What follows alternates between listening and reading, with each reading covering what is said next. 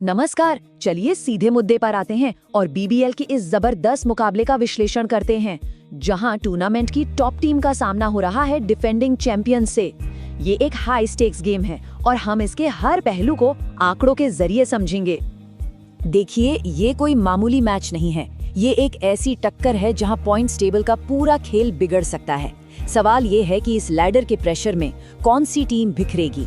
तो सबसे पहले पॉइंट्स टेबल का गणित समझते हैं। देखिए, होबर्ट हरिकेन्स 12 पॉइंट्स के साथ टॉप पर बैठे हैं। यहाँ से एक जीत उन्हें सीधा फाइनल में डबल चांस दे देगी, मतलब फाइनल में पहुंचने के 2 मौके। वहीं दूसरी तरफ है सिडनी सिक्सर्स 8 पॉइंट्स के साथ चौथे नंबर पर। उनके लिए दाव और भी ज्यादा बड़ा है। एक हार उन्हें सीधा मिड टेबल की भीड़ में धकेल देगी, लेकिन एक जीत वो उन्हें टाइटल की रेस में वापस ले आएगी। इस मैच की जो असली कहानी है ना, वो 2 बिल्कुल अलग क्रिकेट फिलॉसफीज की टक्कर है। एक तरफ है पावर तो दूसरी तरफ है प्रिसिजन। अब ये मैदान पर कैसे दिखता है? सिक्सर्स का स्टाइल है ग्राइंड एंड स्क्वीज, मतलब कस के बॉलिंग करो, प्रेशर बनाओ और छोटे से छोटे स्कोर को भी डिफेंड कर जाओ। इसके ठीक उल्टा हरिकेन्स ब्रूट फोर्स पर विश्वास रखते हैं। उनकी बैटिंग इतनी एक्सप्लोसिव है कि वो किसी भी टारगेट को चेज कर सकते हैं या बड़ा स्कोर खड़ा कर सकते हैं। अब सिक्सर्स की बात करें तो उन्हें स्क्वीज स्पेशलिस्ट कहना गलत नहीं होगा। उनकी बॉलिंग डिसिप्लिन कमाल की है और उनका एनआरआर इसका सबूत है। लेकिन एक बहुत बड़ी कमजोरी है उनका टॉप ऑर्डर, जो इस पूरे सीजन में पावर प्ले के अंदर बुरी तरह से फेल हुआ है, कैटास्ट्रोफिकली मिसफायरिंग जिसे कहते हैं। और अब आते हैं हरिकेन्स पर। एक पावर हाउस टीम 6-2 का रिकॉर्ड है सीजन में जबरदस्त, पर उनके सामने एक नया पहाड़ खड़ा हो गया है। उनके प्राइमरी फिनिशर टिम डेविड चोट की वजह से बाहर हो गए हैं और इससे उनकी पूरी स्ट्रैटेजी, उनका पूरा गेम प्लान अब बदल रहा है। लेकिन अचानक से इस मैच में एक नया ट्विस्ट आ गया है। इसे हम कह रहे हैं the Ashes game changer. Ashes series के खत्म होने के 72 घंटे के अंदर वर्ल्ड क्लास टेस्ट स्टार्स अपने T20 स्क्वाड्स में लौट रहे हैं और इसमें सबसे बड़ा नाम है स्टीव स्मिथ का। देखिए, उनकी वापसी सिक्सर्स के लिए कोई लग्जरी नहीं है, बल्कि जरूरत है। वो उनकी सबसे बड़ी कमजोरी यानी उस मिस फायरिंग टॉप ऑर्डर को ठीक करने आ रहे हैं। स्मिथ सिर्फ एक बैट्समैन नहीं, एक स्टेबलाइजेशन मैकेनिज्म है। तो आइए देखते हैं कि एशेज के बाद कौन आ रहा है और कौन नहीं। स्टीव स्मिथ सिक्सर्स के लिए अवेलेबल हैं, ये बहुत बड़ी खबर है। लेकिन मिशेल स्टार्क अभी भी अनअवेलेबल हैं हरिकेन्स के लिए। ब्यू वेबस्टर की वापसी हो सकती है, जो उनके टीम बैलेंस के लिए अच्छा होगा। तो यहाँ आप दोनों टीमों की अलग अलग स्थिति देख सकते हैं। एक तरफ सिक्सर्स को अपनी सबसे बड़ी प्रॉब्लम का सलूशन मिल गया है स्मिथ के रूप में, वहीं दूसरी तरफ हरिकेन्स को अपने सबसे बड़े मैच विनर टिम डेविड के बिना खेलने का तरीका ढूंढना पड़ रहा है। एक फिलोसॉफिकल शिफ्ट जिसे कहते हैं।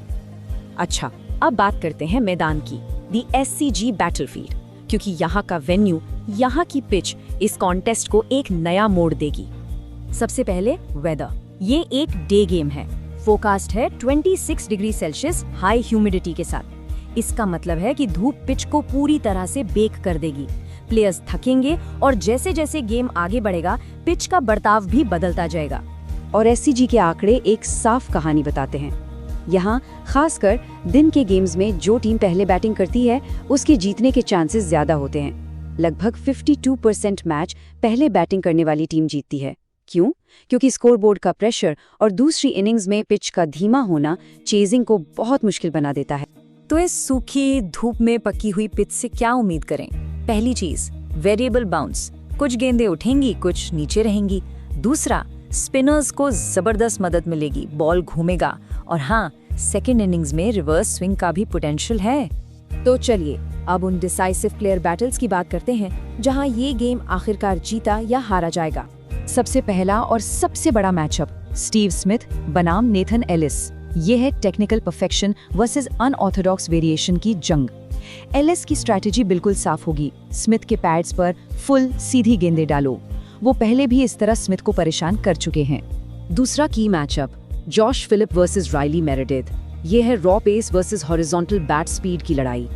हम सब जानते हैं कि फिलिप को हाई पेस से उनके शरीर पर आती गेंदें दिक्कत देती हैं, और मेरेडिथ, उनके पास वही रफ्तार है जिससे वो फिलिप को क्रैम्प कर सकते हैं। और तीसरा, एक बेहद interesting strategic battle, Ben McDermott versus Sean Abbott. एक तरफ BBL के सबसे बड़े पावर हिटर्स में से एक और दूसरी तरफ all time leading wicket taker.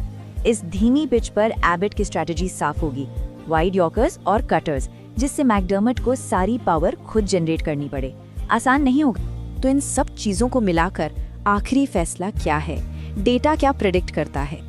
पहले हेड टू हेड राइवलरी देख लेते हैं। ओवरऑल हरिकेन्स 11-9 से आगे हैं और रीसेंट फॉर्म तो उनके साथ है। पिछले 6 में से 5 मैच उन्होंने जीते हैं। लेकिन यहाँ एक बट है, सिक्सर्स अपने घर SCG में एक अलग ही टीम होती है। तो इन सब आंकड़ों को प्रोसेस करने के बाद हमारी विन प्रोबेबिलिटी आती है 55% सिक्सर्स के पक्ष में और 45% हरिकेन्स के। ये जो थोड़ा सा एज सिक्सर्स के पास है, उसकी 2 खास वजह हैं। एक, SCG का होम एडवांटेज, और 2, और शायद सबसे बड़ी वजह, स्टीव स्मिथ फैक्टर।